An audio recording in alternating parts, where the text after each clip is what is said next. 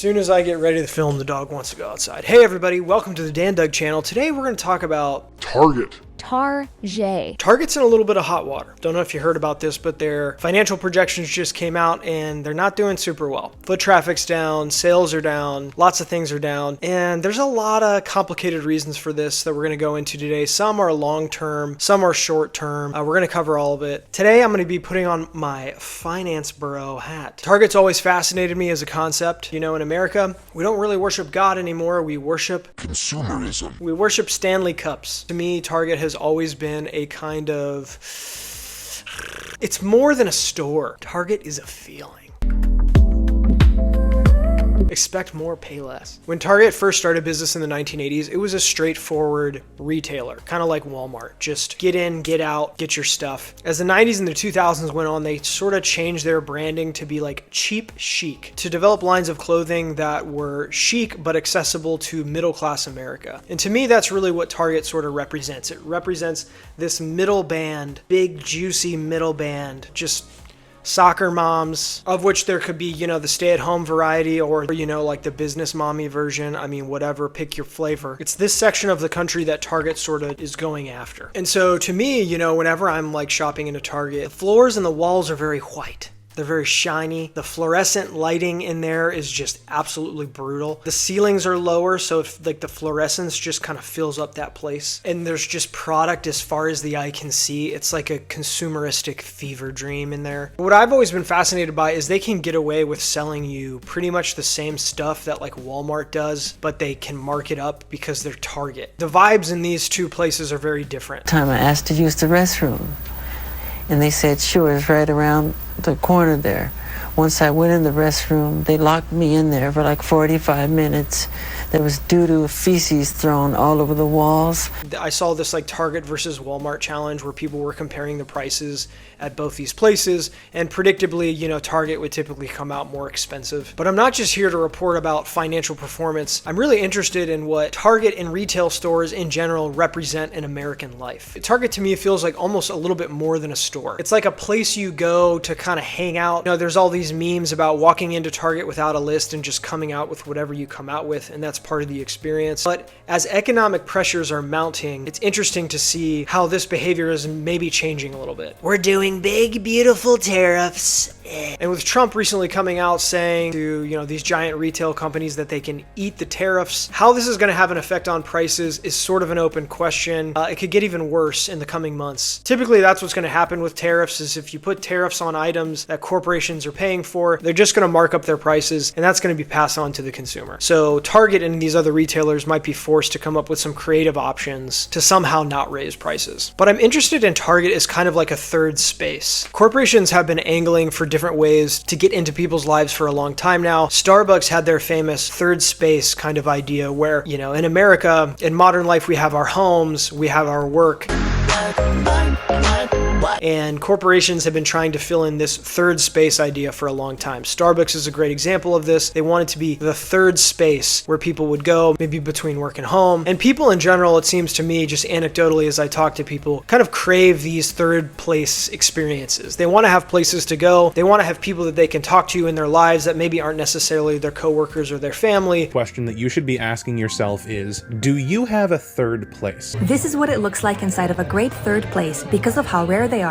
I'm going to suggest that you find a third place. Our generation is so depressed because we don't have a third place. And some of these big retailers have stepped in to kind of fill in that third space void. Target is just as easily a place you might go and hang out and walk around and look at things as it is a place you might buy things. Wow, look at all this incredible product. Target enthusiasts have also always fascinated me because the running assumption is that this place is sort of like above some, like a place like Walmart or the dollar store, when really the majority of the stuff you can get there is pretty much the same. There might be some items that are a little bit more premium or boutique or unique or whatever, but by and large, the floors at Target are cleaner. Maybe the clientele at Target doesn't wear pajama pants as often as they wear yoga pants. You walk in, you get your Starbucks, you get your cart with the rounded edges, and you sort of walk around and stare at products. This is 21st century spirituality at its finest. You can buy a hoodie for $40. And if Target is supposed to be perhaps a more classy version of Walmart, I think we can pressure test this theory by watching a couple of prank videos that happen at Target. Here are a couple of situations that I've found at Target that might actually challenge the theory that Target is somehow classier than a place like Walmart. Would you be willing to help me film a quick video? You just need to hold the camera for me. Sure. Is that okay? Thank you so much. Thank you. It's already recording. Okay. Okay, cool. What's up, guys? Welcome back to today's episode of Fighting Strangers in Target. Okay, here, can you hold my microphone? Oh, keep recording, don't stop recording.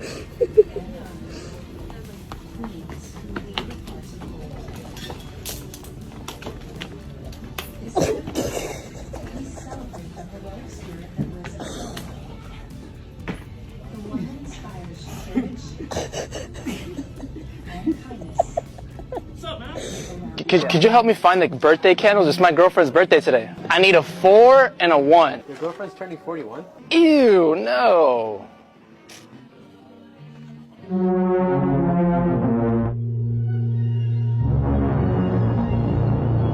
Or people just doing like really creepy stuff, like this one guy who was like putting his phone under ladies' dresses and he got caught doing it. Creepy guy is about to target the woman crouching by the children's bookshelf. Watch as he slips his phone beneath her skirt.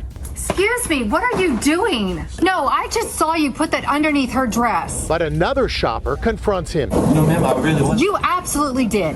Then show me your phone. If that doesn't keep you out of a Target, I don't know what would. Do you guys remember Tori from Target? Tori from Target was just a cashier minding her own business when this journalist walked into her store and demanded that she sell him an electric toothbrush for 1 cent because, you know, the price label on it was mislabeled, obviously. And so he took to Twitter and posted a picture of her and was like doxing her on Twitter and stuff. And there was a whole GoFundMe that got behind Tori, you know, just this regular cashier lady versus this David Levitt, this journalist that was trying to like dox her and force her to sell him an electric toothbrush for a price that was obviously mislabeled and stuff. So, I mean, pick your poison. I would maybe rather get in a fist fight at Walmart than have to run into this guy. I'm just fascinated how companies try to brand themselves. You know, we live in the brand age, and a brand is somehow supposed to tell you a story or something about who you are. You know, I miss the old days where brands were just like a slogan you'd slap on something. It didn't really mean much. Open a Budweiser and pour yourself the most inviting glass of beer you've ever tasted. Where there's life, there's fun. Now everyone's got like a personal brand. This is my personal brand. Target also got into some hot water right after the election when they rolled back some of their DEI policies. A lot of people were really upset about that. And here's the reason stated in a memo to their employees. Quote, the result of the evolving external landscape. There was the recent Target boycott, which gained a lot of steam online, which was led by Reverend Jamal Bryant. And the whole motivation behind this was the rollback of the DEI policies. And it became such a big deal that Target actually mentioned the boycott specifically in the recent financial numbers, which were not very strong. So they rolled back some of the initiatives, and this is interesting because it's like, if you're a company and you stand on like DEI and whatever, DEI, I don't think so. And your arch enemy gets elected president, it's weird that you would roll that stuff back. Maybe that just goes to show you that these corporations don't really believe much of anything. They're just kind of putting their finger to the wind, and whichever way that's blowing, they're just gonna, we believe this now. No, we believe this. We actually just wanted your money.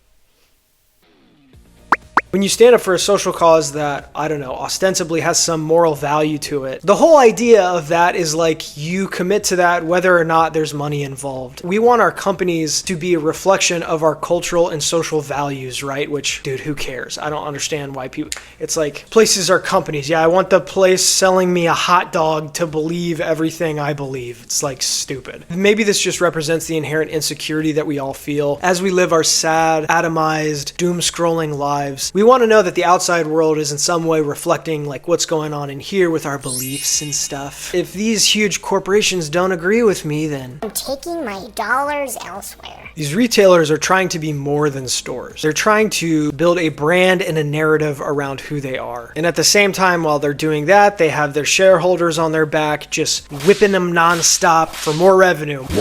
So it's interesting that as Target is trying to appeal to this broad base of people in a world that's becoming increasingly divided over values and over politics and things, these brands are sort of tearing themselves into two. Target has had these long-run identity issues for a long time. Target started off as this kind of utilitarian retailer, just like Walmart, and they eventually evolved into like the upscale chic version. They went through the Obama era and added more cultural and more of an online presence. Now all that identity is sort of up in the air and in question. Some of the more recent pressures on them have been their rollback of DEI policies, as well as the inflation that has hit the pocketbooks of Americans lately. Not to mention some of these tariffs that are coming that could affect prices even more. Meanwhile, it seems like stores like Walmart and dollar stores are actually doing better. It could be that some of these Target shoppers are actually just opting for cheaper options. Whenever there's economic pressure or economic headwinds, the first thing to go is going to be the luxury places or the luxury items. People are just going to go where they can get their products the cheapest. And it seems like that's currently what's happening now, because Walmart's Q1 numbers look like they're going to be pretty strong, as well as Dollar Tree and other dollar stores. And so this, combined with the tariffs coming, combined with other economic headwinds that are notoriously very difficult to predict, raises the question, what's going to happen to Target? Will it be around? Is it going to have the same kind of cultural impact that it's had in the past? Is Target a relic of the Obama era? It seems to me like it could be. When you grow up in a world like ours, with retail stores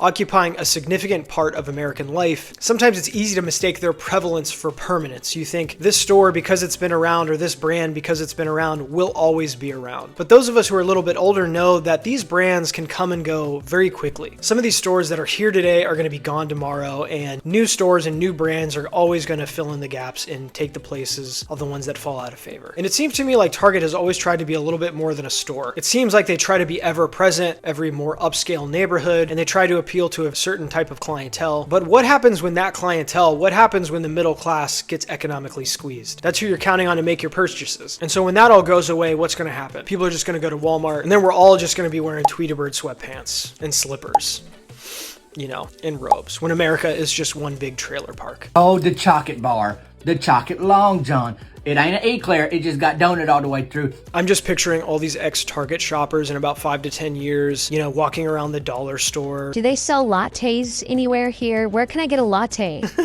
It's gonna be a golden age. Beautiful. The golden age of America is here. Who knows what that's gonna look like? You know, that's cool. I'll go to Dollar Tree. Dollar Tree actually kind of rips. Honestly, you can find a lot of great stuff there. Yeah, thanks everybody. Let me know what you guys think in the comments. Do you think Target is a thing of the past? Can it recover? Are we this individualistic, consumeristic society? Will we lose one of our icons? Let me know what you think in the comments. And if you like this video, please hit that like and subscribe button. Thank you very much for watching. I'm Dan Doug. I'll see you in the next one. Stay cool, everybody.